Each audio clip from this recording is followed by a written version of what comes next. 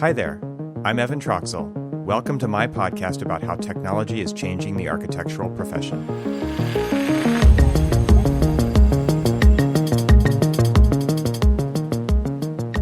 Bill Allen, welcome to the podcast. I'm super excited to have you here. It's good to see you again. Good to see you, Evan. Thanks for having me. Yeah, and so Bill, you're in Colorado, yeah? You're up in Boulder. Yes, sir. Boulder, Colorado. And how's Boulder right now? Boulder is beautiful. Just made a trip up to Estes Park last weekend with the family. Nice. Yeah, it's really pretty here right now. I love that part of the country. I think I told you before, we did a road trip up there from Southern California, and we also drove up through Estes Park and Rocky Mountain National Park and did some fly fishing and kind of just got all googly-eyed over the rock climbing up there in El Dorado Canyon and stuff. We didn't do much because my kids were totally into fishing at the time, and so every morning at like 6 a.m. I'm driving them. We stayed in Superior, I think, so just outside of town, right? And we went into Boulder Creek every morning. Got to get out there and catch some little tiny trout. That's awesome. It was super fun. Yeah. Did you guys do an Airbnb or yeah? Okay. Yeah, we did Airbnb, and it was it was perfect. We had this place. We could cook there. We could get to anywhere. You're 30 minutes away from Denver. You're 30 minutes away from Boulder. I mean, it's just fantastic. There's so many trails to hike and places to fish and all the good stuff. So for sure. Yeah, it was cool. So I love that area. So I think the last time we saw each other in person was at AU, right? I think so, yeah. Was it last year? 2019? Yeah, I think it was last year, yeah. So no AU this year, right? That's right. At least not in person. It's all in person. Virtual. Yeah, it's all virtual this year. Yeah, and I think that's kind of, maybe we just start there is everything's virtual right now, right? And so what do you think? I mean, to me, at least in the position that I'm in, the real benefit to going to a place like that is the meet and greet, the face-to-face, the networking, and the recruiting that happens, as doing digital practice at HMC. For me and for you, I could imagine it's probably a huge time for you to connect face-to-face with your customers. Yeah, for sure. I think for us, not a whole lot changed just because we do work with different people throughout the U.S. and the world. And so virtual meetings tend to be just more efficient than flying somewhere and meeting someone. So client-wise, we've already kind of been doing that. But for our team, we have people in Chicago, Utah, and Minnesota, as well as Colorado. And I do miss the face-to-face and kind of the water. We had a foosball table in the office, and that was kind of nice, just to get a beer and hang out with team members in that capacity. But yeah, it's different now having it 100% full time. One of the things that we're doing at the office is, I don't know if you've heard of Jackbox.tv. It's a way to play games online. Okay. And so we're doing that every Thursday as a happy hour camaraderie get together with the team, et cetera, just in the absence of being able to meet in person. And then just plus also having team members in different locations, it helps those people feel closer to the majority of us. So to the HQ. Yeah. That's right. Now the HQ is online. It's an odd thing. So tell me about what that's been like for you guys. It sounds to me like you've always had at least some percentage of your people are remote, but overall, you're now you're all pretty much remote. So has that changed much for you guys day to day?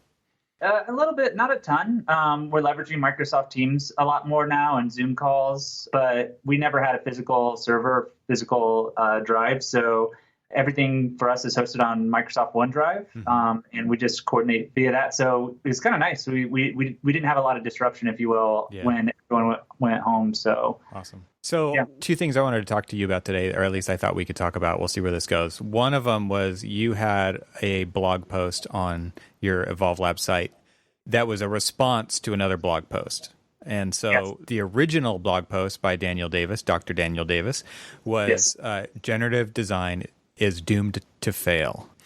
Obviously, there's tons of respect from all sides here. I think that, there's lots of different perspectives and there's lots of nuance to this as well.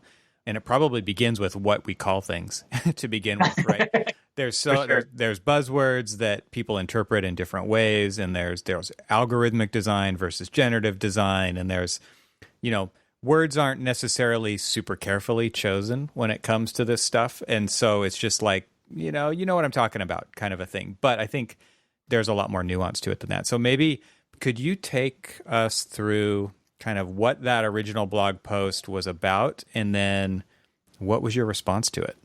Yeah, for sure. So first off, the highest, utmost respect for Daniel Davis. I've had the opportunity to sit alongside shoulders with Daniel at various conferences, including in Atlanta, Georgia, at different design conventions, etc. And so just as a preface, I have like the utmost respect for Daniel. And I would also add, I think, sometimes people in our industry, and I tried to do it carefully, but if you want to rebut, like I tried to do it very, very tactfully and respectfully. So I wanted to preface that I do very much respect Daniel and all of his work. I think he's definitely a pioneer in our industry. And so I want to just preface that. Yeah. I was very intrigued by first the headline was generative design is doomed to fail. Yeah. And so it took the assertive that it is, an affirmative, if you will. And so what I did is I wanted to ask the question. And so my post or rebuttal was, is generative design doomed to fail? Question mark. well, okay. So what's there's a name for this law out there, and I can't think of the name off the top of my head, but this is pretty well known. I mean, it's on Wikipedia, so it's got to be true. There's it's somebody's law, and the law is if the headline is a question, the answer is no. That's the law. So you have to know that whenever you ask a question in the headline of whatever the thing it is that you're writing, the answer is typically no. No, that's good. That's good to know. It's good for philosophy. If only I knew the name of it, that would help a lot. But maybe I'll find it in time for the show notes. We'll see. Yeah, that'd be great. One of the things, sometimes to my demise, I can be a little too optimist, but I always see things as an opportunity, even like problems in our industry or problems in the world. And so as an opportunity to say, okay, what are some of the problems of generative design that Daniel had pointed out? And are there solutions to some of these? Like some of the logic and rationale he brought up is, designers don't work like this. There is different reasons why it wouldn't work. Specifically, the algorithm, the way Autodesk is pushing it versus like other companies. There's also a difference between that. I think there was a comment in the way Autodesk is pitching generative design, and one of the other ones that was very valid was that you have to create your own algorithm. So like similar to like Revit, right? If you wanted to start drawing a building in Revit, you grab the wall tool, the window tool, the door tool. Well, to Daniel's point, there isn't like just this off the shelf tool that you grab and you execute generative design yet. Right. And so my comment back was like, yes, that's true, but that doesn't necessarily mean that you can't execute it. And then also a big overarching point that he had was, and I tried to clarify a little bit, was that you couldn't, just because you have more options doesn't mean that those are the best options, or that you would just throw generative design at your building. And so the counterpoint that I made was you could start to carve out portions of the building. Say you're doing like a office layout, TI or something like that, or you're trying to optimize glazing percentages or floor area ratios. So you could kind of, in a sense, surgically assign generative design to different portions of a project. And so those were some of my counterpoints. And then as another counterpoint of not having like just tools off the shelf you could get, you do get like the likes of like Hyper.io, Testbit.io, where people are starting to productize parts of generative design that you can actually just start to use, like if you're a developer, and start to use some of those tools. So those were a few counterpoints that I had to some of those comments because I felt like they were valid. Of course, I have a bias on that, but well, I mean, so you guys obviously use it in your business. You have used it. So what value have you gotten out of it? I mean, you did post some examples in your rebuttal post, and I think right before we jump into that, I think what's really cool to see is the way that you approached this. It was like you were going to tell another side to the story based on your personal experience and what you know. And I think this took me back to the early days of blogging, right, where there used to be trackbacks and linkbacks. And instead of responding just in the comments on somebody's site, you would respond on your own site and then provide a link back to that original post. And that is very old school blogging. And what I love about it is that you have put your position, or at least a response to another position, out there on your site because you authored it. And I like that because I think it's a little more considered that way than just a response in a comment, right? Because typically in a response or in a comment section to another post, you're going to be super brief. You're not going to get to elaborate. You probably can't include examples with imagery or video or whatever. And so this kind of gives you the ability to do all that. So what examples did you guys or did you put into your post to help kind of fortify your point of view? Yeah, so there were a few examples that we had on our own. So to your point, I didn't want to just say like respond with a narrative. I wanted to try to have some meat to examples of at least my perception of why generative design is not doomed to fail, and some examples of where I personally felt like it was successful. Some of those examples included like an iterative master planning project that we did for a client over in Dubai, using the generative design Galapagos, the evolutionary problem solver algorithm for Grasshopper. And so we used Galapagos for that project. Before Refinery was a thing, we built out our own generative design parallel graph chart for Mortensen Construction, doing an optimization for solar design. And we executed that because there wasn't really anything productized at the time. Like there was no Project Fractal, Refinery, and a lot of those were, if they did exist, they were more like lab, like beta under the Autodesk umbrella. Uh-huh. And so for those ones, we wanted to try to just build out our own, so that way it was a little more concrete. The client could like use it, run with it, versus being dependent on that if that product went away in 6 months. So yeah, we did a solar design optimization. We did an iterative planning tool for TVS design in Atlanta, Georgia. That was a generative design tool directly within Revit, a little add-in, little widget, very alpha, but you'd be able to generatively design 1, 2, and 3 bedroom hotel rooms and apartments for existing floor plate project. So those were like 3 examples that we've done, or at least executed in-house. So that's why I felt like, you can execute generative design on projects and it be a success. Yeah, definitely. I agree. One of the words you keep using is optimizing. And that to me is where that truly is generative design. And instead of blank piece of paper, come up with a design from scratch kind of a thing. And I think like there's a big difference there. And it again comes back to words. And you hear people say it all the time, like we want to maximize daylight. We want to maximize views. We want to like whatever the things are. And that's actually not necessarily the case. Like generative design is based on, and hopefully it learns from, this algorithm that you have designed based on constraints and inputs in the beginning. And so like you want to optimize for daylighting. Like you don't want a classroom with maximized daylight, because then just go outside, right? Like what or whatever the case may be, load the ceiling with skylights. But that's not necessarily the right learning environment. And so you're optimizing to hit some goal, and that's like the whole idea behind a solver like Galapagos, right? Is like you're trying to optimize the fitness toward a goal. And so having those goals and knowing what they are should sharpen the pencil, sharpen the solution, the further along the timeline it goes, right? And so you really are optimizing at that point, not optioneering. Optioneering, I think, is what a lot of people, and maybe even Daniel is saying in his thing, where it's his article, which is like, just spitting out 1,000 iterations isn't necessarily helpful for anybody, right? Yep. So those are those are very different things, very different words, but very specific in how they should be used. 100%. Yeah. So his point was, and I quote, I think 10,000 shitty options are not anywhere good for one thoughtful option. Yeah. And I agree with that statement. Unless, to your point, Evan, you use data or algorithms to help inform your options. So to that point, like if you're, and I just, to break it down in layman's term, you're doing stuff with data. Right. Where before, I feel like the early days of BIM, it's like, cool, like we model a hospital or an apartment, and then you create your door schedule and your sheet index and call it a day. Now where we're at, we're kind of in this like BIM 2.0 of doing stuff with data, data-driven design. Yeah. And so now if you have data and metrics you can start to measure, that information can start informing design, optimizing design, et cetera, to your point. Yeah. Yeah, I think that's a really succinct way to put it. And when you do say, there's a difference between data-driven design and just the outcomes that you see that are all in thumbnails on a sheet, and then you start having to pick at one.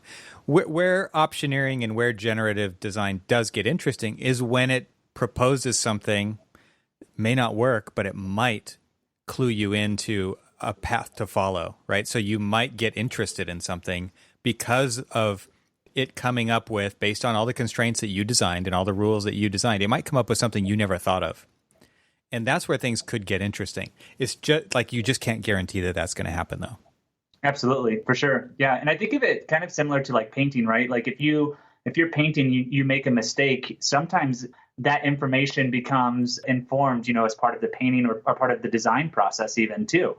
So it can kind of help marry, the design, I don't know, the design neurons in your brain to help inform them and work cohesively in that sense, in my opinion. Yeah, like spark some creativity in some way that you weren't expecting, right? Because then that's what they call a happy accident, right? It's like, exactly. I didn't mean for that to happen, but I'm glad it did, right? Like, that does happen. That is part of the creative process. 100%. Yeah, yep, for sure. So how else are you guys using this kind of stuff in the work that you're doing? I saw you guys had something on your site about using it in healthcare. So what's the brief? How are you guys using that? What's interesting about that, and why would you choose to go that direction? I kind of say that we're in a sense right now where we were in '08 or '09 with the adoption of BIM. I think we're right on the cusp of kind of generative design and data-driven design becoming more and more mainstream. You start getting bigger firms starting to implement it.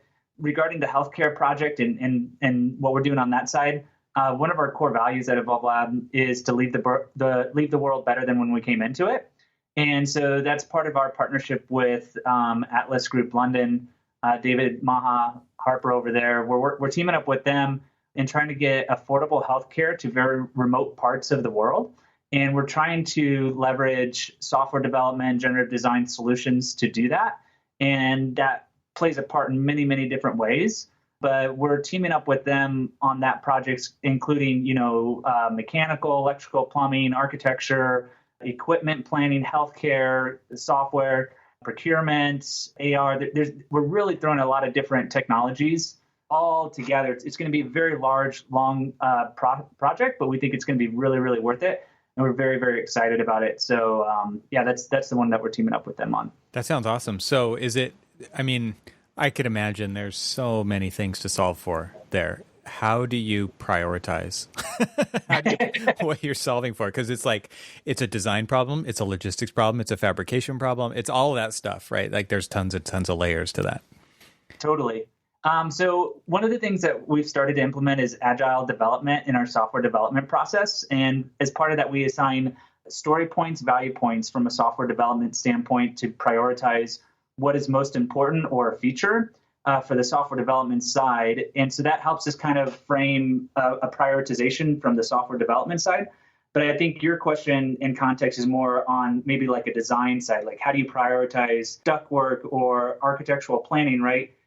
Zach Cron gives this really good example of like a donut, opposing objectives or opposing optimization, right? Let's say that you have a donut and your goal is to have the largest volume of void within that donut, but you also want the maximum amount of glazing and sprinkles. And these two things can start to be kind of counter opposing goals and objectives.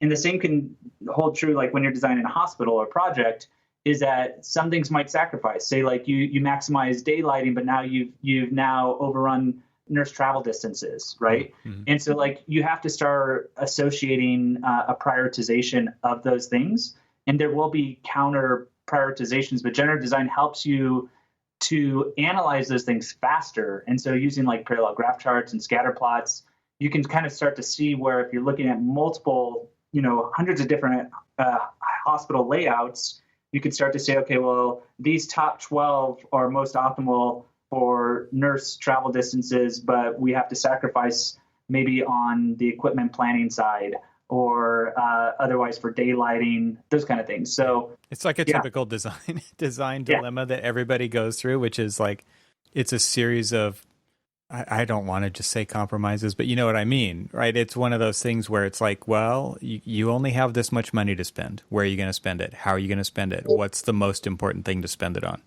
But with what you guys are talking about, and I'm not quite sure about like site, but are you guys locked to site, or are you looking at these things in like on a blank sheet? So you're not like really designing within a context. You might have an orientation, but you maybe don't necessarily have a site context.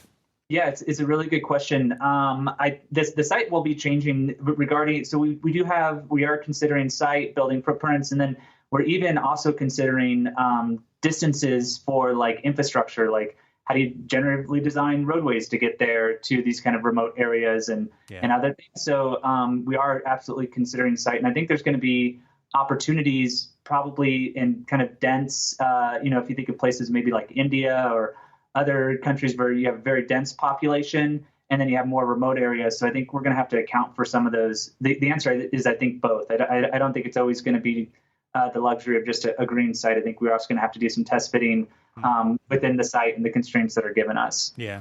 So you're basically, you're developing a tool, right, to enable the architect to give them the ability to adapt to their, like, whatever system they come up with to a site, right? Does that sound about right? So what's it like building tools for other architects?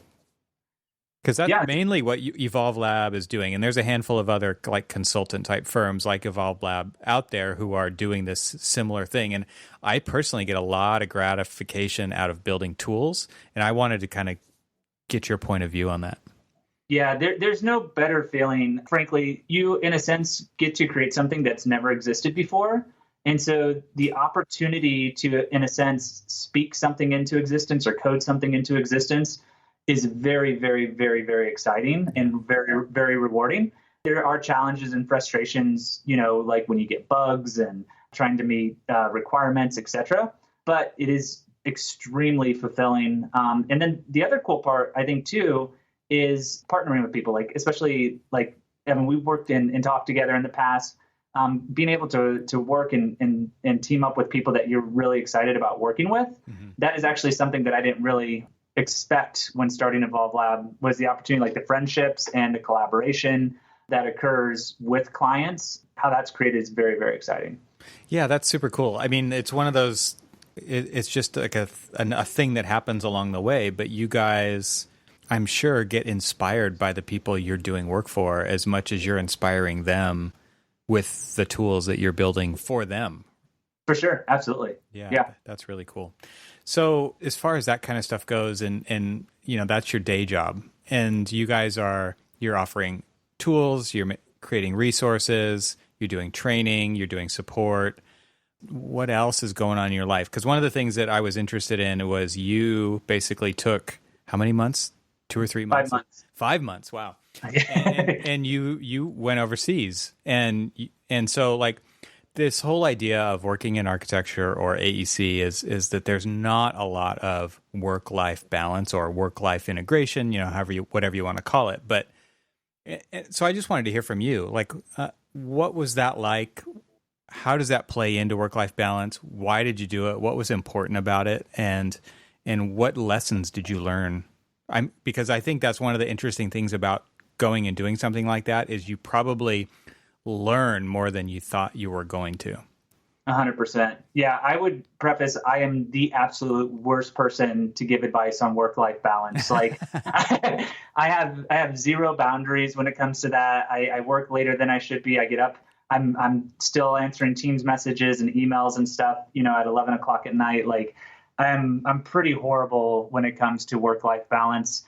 The 5 months that before we move on then, before we go on to that next part, and that's fine, right? Because that's you. And so one of the things that's funny about the whole, like, everyone's out there looking for advice and they're looking for a point of view when it comes to this kind of stuff is that you're hearing what works for somebody else that is not necessarily going to work for you. In most cases, it's not going to work for you. So that's you. And like you own that, right? Yeah, like 100%. That's totally who you are. Yeah. And I think the irony of all of it is that I think entrepreneurship and business ownership is so romanticized in our culture of like, work your own hours, set your own schedule. And it's like, oh, do you mean nights and weekends, like working on your website or running payroll? Like, right. And I do delegate some of that stuff, a lot of it, but it still consumes time and energy. Yeah. And so it is very challenging because, for me, it's not just me. If I let me down, it's me letting clients down or my team down. And so there's a lot of pressure and energy where I don't want to let people down. And I want to try to be that support, for them to make sure that I'm setting them up for success. So yeah, that's where a lot of, I don't know, my motivation comes from. But yeah, it's taxing on me personally. I can struggle with that a little bit and a little bit of burnout. So I bet. I mean, I think that's probably the thing that I've definitely noticed, and I know a lot of other people have in the work from home situation, is not being able to turn off because there's no actual transition now between work and home. It's all happening in the same place. Like I'm sitting in my master bedroom right now, and so that's very difficult when you roll over in bed and you're looking at your office, right? Like there is no boundary there. And I can imagine that that's really hard as a business owner because so many other people depend on you. And a lot of people just don't understand that, right? It's already hard in work from home to separate those two. It's got to be even worse, I would imagine, when you're running your own thing and so many people depend on you. yeah, for sure. Yeah, I would say like some practical things that I've tried to do in my own life just to balance. Like I have an Apple smartwatch, and I first had it set up to notify me every time my phone is. And then so it become one of these things where I'm talking to my wife, my watch is ringing and I'm looking at it to see notifications. And so practically speaking, like I've turned off notifications on my watch. Yeah. I'm actually doing a fast of social media this month where I'm just fasting all social media because I'm trying to not let that be a distraction. Nice. I did go for a mountain bike ride last night, so nice. I'm trying to get better about these things. That's awesome. So, yeah, I've been trying to I took a couple of days off at the beginning of the week too, and I took one of my boys up, and we did I didn't think it was going to be this big, but it ended up being over 19 miles of a mountain bike ride, and we were dead at the end of that. But it was so nice to only be worried about mountain biking. That's all. 100%. That was the only thing going on at that time. For those 4.5 hours that we were gone, it was just like that was it. There wasn't all this other stuff kind of knocking at the door, or knocking on your wrist, or hitting your eardrums with these little notifications and stuff all the time. 100%. Yeah, it's so good for your emotional state. Totally think it's worth it. Need to do that. So yeah, I think that's one of the things, another lesson coming out of this after we kind of learned that it is hard to transition between work and home life when it's all happening in one location, is to take care of yourself, to remember to take care of yourself and to set that time aside and don't let anything else intrude on that. For sure. Yeah, for sure. All right. So getting back to your overseas trip. So you decided to go away for 5 months. How did that work? Yeah. So I had an interim chief operating officer that managed Evolve Lab while I was out. And I was still very much tethered though. I mean, it's absolutely incredible being able to go overseas. The advent of the internet, makes this possible. I could still check on payroll, and I could still even attend client meetings if I needed to. So I was still very, very, very much, plugged in and working. It wasn't like it was a 5-month sabbatical or anything like that. But what we did, we went over there and we built a water tank for a village in Indonesia, Bali, Indonesia. And so we also helped out with some of the Aboriginal community there. In Australia, it's maybe similar to like Native Americans. In America, they have Aboriginal communities in Australia. Mm-hmm. And so we helped out with some of those communities and providing food and other things like that. And then Evolve Lab and then our sister company, On Point Scanning, supported or sponsored a water tank up there. And so I was able to take the wife and the kids and everybody, and we get to be a part of the experience. So it's cool being able to donate money and be able to like see pictures of it. But it's a whole another thing when you're standing next to village people pouring concrete. I mean, these people are so resourceful too. It's incredible. When I told some people about it, they're like, cool, like what program did you model the water tank in? And it's like, I mean, these guys are like in the middle of the village, like cutting down bamboo sticks, like for formwork for the concrete. I mean, there's no computers in these villages. Yeah. And so it was a very kind of archaic construction process, but it was cool to be a part of it. So why did you guys decide to go there? We felt like it. We partnered with a group called Youth with a Mission, and we teamed up with a group. There was a team of us that went over there, and it was just something that we felt like we were supposed to do. Never traveled internationally in my entire life. It's the first time I've ever gone overseas. Australia is kind of similar to America, kind of like a democracy kind of country and Western kind of culture. Indonesia was totally different, which was totally different experience. But it was still cool. Like you get an appreciation for how people live over there. But we really just wanted to give back. As I mentioned, it's like one of our core values at Evolve Lab is to leave the world better than we came into it. And it can't be just like a catch line or tag phrase or something like that. It has to be something that I felt like I had to put some energy and time into to make it real for me and make it real for the rest of us. So Yeah, so setting that example for your team has got to be huge, big important thing. For sure. Yeah, absolutely. And like I encourage our whole team, like our team volunteers and does other things, that's important to them and in their own right. And that means different things to different people, buying someone coffee or Sure. building some cool app or widget that sits on top of Revit. That can mean a lot of different things and is open to interpretation, but that's how we executed it myself personally. So a minute ago you talked about like turning off all the notifications and stuff on your phone. And so tell us, like, one of the things I've been asking people as we're doing these recordings is to share kind of a personal hack, something that you do to help yourself perform better. And I can imagine, like, as the leader of your company, it kind of comes down to that a lot of times. It's like, what else are you willing to do, right? Because that, as to me, leadership is how do you serve other people? Not necessarily like you're not the person out front pointing in the direction you're going to go, but you're also pulling the team along with you, or you're pushing them along from the back, right? 100%. So what do you do to keep yourself in the right mindset, the right place mentally, physically? Like, I don't know, share whatever you want, but I'm always interested in what people are doing to kind of keep themselves sharp or to give themselves an edge or anything like that. Yeah, for sure. I would say the most important thing I do is read. Like I was never a reader before I started Evolve Lab, but since starting it, I was like, man, I really got to bone up on my business skills and my business knowledge and marketing and like how all these different metrics. Like I didn't go to school to get my MBA. Like I don't like I'm getting my MBA right now, like through hard knock of like trying to run a company. Yeah. Yeah, it's through experience. So like I've been reading just a ton, Tim Ferriss' 4 Hour Work Week, Disrupt You by Jay Samit. I read a ton of books. And so like, it's kind of sad. Even like Sundays, I usually try to unplug from all work stuff, but I'm still just reading a ton on Sundays. So that's one thing that I do avidly is just to continually to try to grow in my knowledge and just gain information and insight. One of the things they say is you're the average of the five people you spend the most time with. And so kind of my thought is if I can surround myself with books and learn from other people, I can maybe hopefully, grow in some of that. So that's one thing I do. I also do some kickboxing here in my office. I have a bag that I hit and I do some kind of kickboxing and working out and meditating as well. Some of those things help me as well. So. That's awesome. I've actually heard, that idea about you are the average of the 5 people that you spend the most time with. I've actually recently heard that you're actually the average of the 5 people that those 5 people spend their time with. Oh, yeah. It's getting a little meta there, but it makes sense, right? Because they're not islands, right? It's a network, and so it is this kind of network effect, and so something to start looking at least what I took away from that was something to start looking at was look at your 5 and try to start looking outside into that next circle and see who those people are.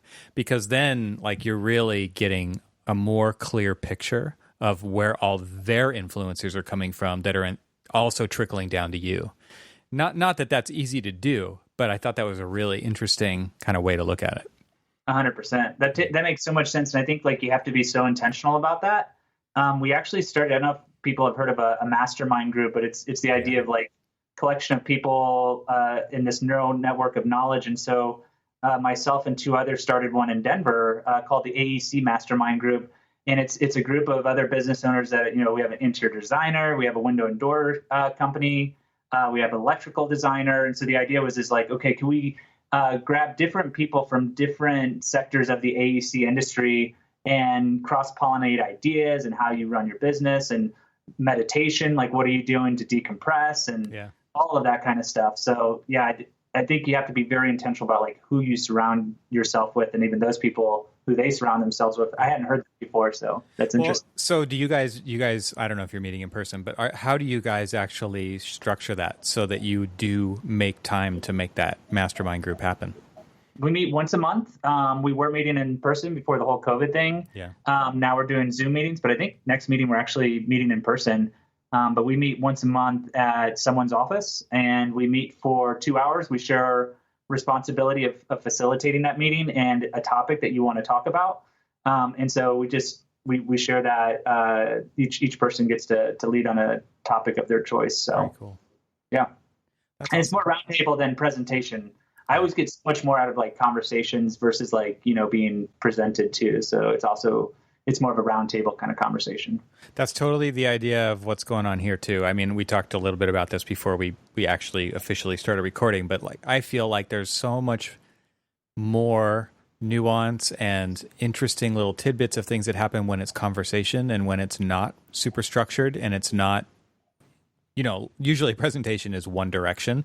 Maybe there's some Q&A at the end, but you rarely see presenters stand up at the beginning and say, interrupt any time. This is a conversation. Like that doesn't happen very often. So if you just structure it so that it's a conversation from the start, I feel like people can get more out of it.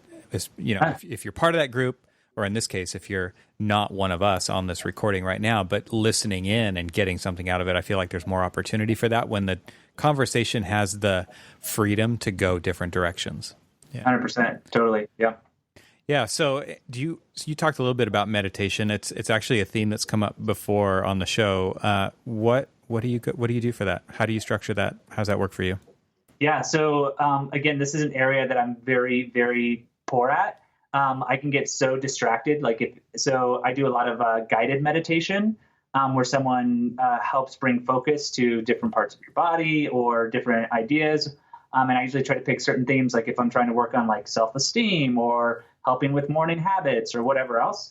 And so I have just an app on my phone that I use to meditate, and I just follow it's called Insight Timer is the name of the app. Okay. And so shout out to those guys, but it's really, really good. And they have different people that, have different topics that they go through. And I wish I could say I was a little more structured with it, but I just kind of pick whichever one sounds good at the time. Yeah. And I usually do it after I work out. So after a day of working out, after a day in the office, I'll work out. And then after the workout is like a cool down, I'll do like a meditation type exercise. So I'm the opposite. I do it in the morning. We have a sauna in the house we bought a few years ago, and so I try to do that 3 or 4 days a week. And I actually go into the sauna for about 30 minutes, and the first 10 minutes is my meditation. And so I feel like I also use a guided meditation app. I use the one by Sam Harris. I think it's called Waking Up. Yeah, I that one too. It's fantastic. I love it.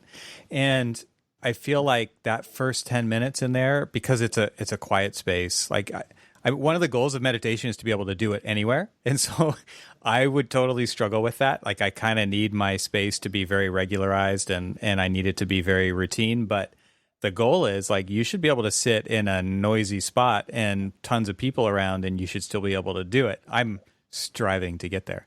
But I feel like it's a great way for me to start my day. And it's actually very hard for me to do it at night because that's when I want to fall asleep. Oh, yeah, totally. Yeah, and they say I've always heard that it's the ideal time to do it is in the morning. So I think you're right on that side. Well, whatever works, right? Like that. Yeah. I think that's the theme of this episode is whatever works for you. Sure. That's kind of what everybody's trying to do. Everybody's trying to figure things out. And so you've got to figure out what works best for you. And so I would never tell somebody you've got to do it in the morning. It's just what works for me. So I'm happy to hear all kinds of other ideas that happen out there because and what's cool is like we're both sharing those and maybe somebody else will try it. And if anybody wants, I'll send them an invite because there's like a month for free on Sam Harris's app and I can just send you an invite for it and you'll get a month for free. But it's a fantastic program to follow. And I really do feel like that guided part is really important for people who have never meditated before because it does kind of help recenter you over and over again. Because man, the mind goes crazy, right? It just wanders like crazy. And that's how you know you need to meditate more. 100%. Yeah. I totally agree. And the brain is designed, it's a protection mechanism. It's designed to protect you. And then so if you're thinking like it's trying to problem solve and fix so like when you lay down at night, your mind's racing, all these things you got to do and fix and work on. The meditation is so important to just kind of clear your thoughts. And the other thing I think is really important about meditation, but just in general, is to be present. You can be with your kids or, somewhere else and not be present.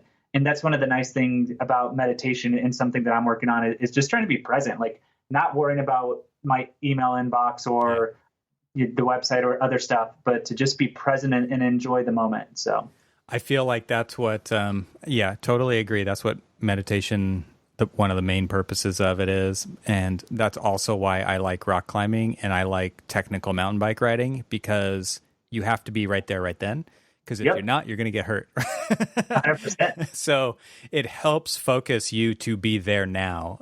And that to me is like if you just go for a jog, like, oh man, that's really good thinking time, but it's not meditative in any way, right? Because your mind is racing.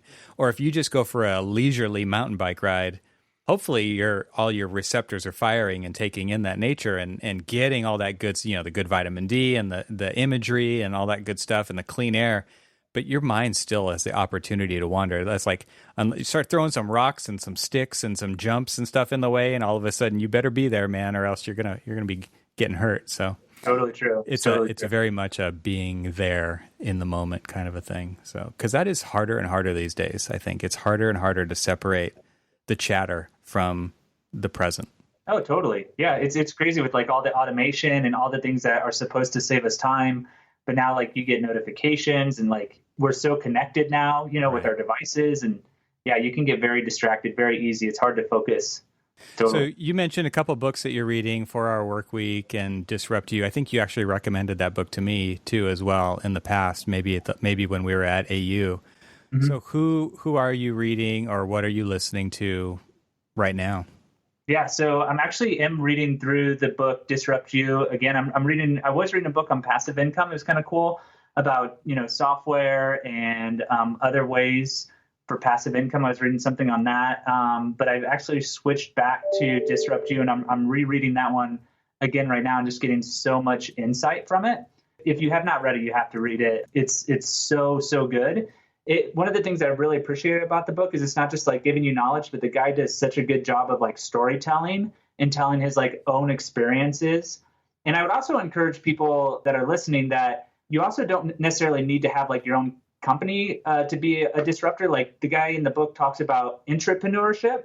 Yeah. And I don't remember if we ever talked about this, Evan, at AU or otherwise, but the idea of entrepreneurship is actually one of the best places to be, because then you get all the money, financial backing from like a big organization or a big company, but then you get and you can hire like the absolute best candidates, with the highest salaries. And then you can really make some really momentous impact. Yeah. And so there's huge opportunities for like entrepreneurs that can disrupt the industry, disrupt their own firm, which is something that the book talks about. And that's the first time I've actually ever heard that term was within the book, the idea of entrepreneurship. That's cool. Yeah. I think, it kind of goes along with the idea of, I think what they call it is 360-degree leadership. Like you don't have to be at the top and lead downward. You could be anywhere and you could lead upward. You could lead down. You could lead sideways. You can lead from wherever you are. And it seems very connected to that idea of entrepreneurship, right? Like you have this security, you've got this backing, you've got some safety there to try things. And I kind of feel like that's what we're doing with digital practice at HMC. It's very much like we're building a team, operating like a startup inside of a larger company, doing some huge shifts for HMC and giving people the opportunity to come do their passionate work there. Like we're actually becoming the landing zone for some amazing talent. And that to me is one of the most gratifying things about leading that group, is giving those opportunities and then watching what they do with it, because like they've never had that opportunity to do it how they would do it before. So that's been huge for our team. I love it. I really appreciate that. And I know like you and I have had conversations before, and that's something that really resonates whenever I've seen you with your team. The one word I think of is empowerment. Like you very much, at least in my observation, empower your team at HMC. And I've always seen like there's been times when you've been on calls, but then other times you're like, man, I trust you guys. Like just run with it, execute it. And I've always really appreciated that about you, is I feel like you do a really good job of empowering your team, giving them the tools and processes that they need to success. But then you also do a really good job, I feel, of kind of getting out of the way a bit and going, hey, man, take the lead on this and crush this out. So I always appreciated that about you. I actually learned that from when I was working at Apple. I was only there for a couple of years, and I had never been in a company like that where I had a real mentor at that point who said, you can do whatever you want to do here, man. It doesn't matter. Like, you've got huge potential.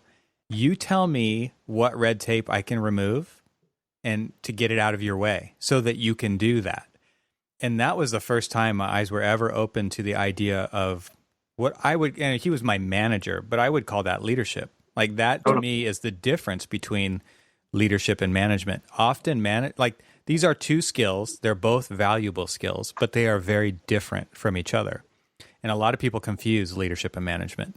But leadership really is like, how do I remove roadblocks so that you can go where you want to go? And then I want to watch that happen. Where management 100%. is very much like, here are the steps that you are now going to do to get from here to there. And like I said, they are mutually beneficial, but they're both also very necessary to be separate things. 100%. I totally agree. Yeah. I recall like I worked at a really large architecture firm, and I remember I was in one department and I had like the worst boss in the world. Like I had crazy anxiety anytime working in that role or in that department, just a very negative, toxic environment. And then I switched to another department and I had like the best boss in the world. And he had a very similar mentality to your boss or leader at Apple. He's like, what do you want to do? What do you want to work on? What do you like? And I remember just the flip that happens. People become so much more efficient and successful, and the morale is so good, and people are more efficient when they're working on what they like to do, and they're in a very, when they own it and they have a good ecosystem or an environment to execute it. Yeah. And so, and they get to own it, because it's something that you're like, what do you like to do? Cool. You're good at that. Run with it, execute it. And then they're more efficient. It's a mutually beneficial thing. It's beneficial for the company because you're getting tasks done quicker, but it's also beneficial for the team member because they're doing something they like. And there's also a multiplier that happens as well, where people become more efficient when they're doing something that they like. Yeah, totally. If you look forward to going to work, you're going to kill it, right? If you want to be there and you are like, you can't wait to do the thing that you're going to do, you're going to do it really well. And you're going to do it on time, and you're going to do it under budget. And like, there's just more in your favor working there. Whereas if you're going to work and it's a slog, it's like, when is this going to be over? This is painful. I have anxiety. I'm depressed. Morale is low. You can see how that environment makes a huge difference in somebody's outlook and therefore their performance. Totally. Yeah. Yep. 100%. Totally agree. Cool, man. Well, I love having conversation with you. You're so fun to talk to. And so I really appreciate you hanging out with us today. Last thing, I would just love it if you could tell everybody here where they can find out more about you and where can they follow along with what you're doing.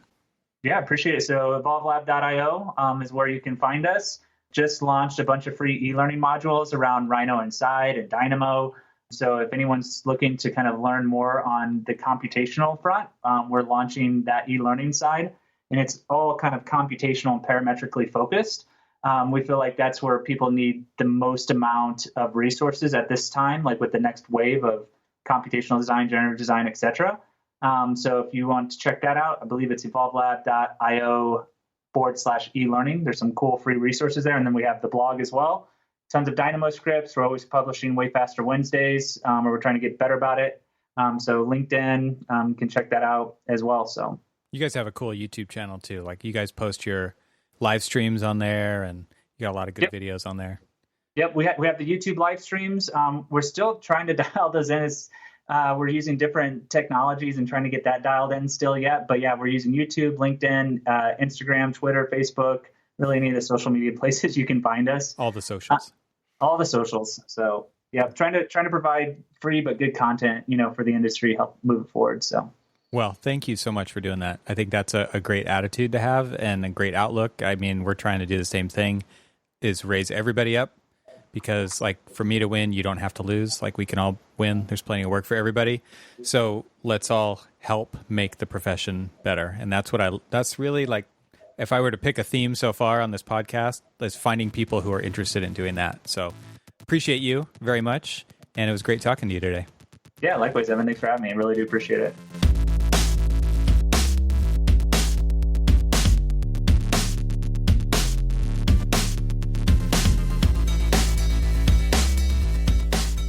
Thanks for hanging out with us today. This show is part of the Gable Media Podcast Network. You can see all the shows at gablemedia.com. That's GABLMEDIA.com. You can help support what I'm doing here by leaving a 5-star review on Apple Podcasts to help get the word out and of course, share it with your friends. I'd love to hear from you, so leave a comment on the website at trxl.co/podcast, where you can find every episode. You can also follow me on Twitter and Instagram and YouTube. Just search for eTroxel. Talk to you soon.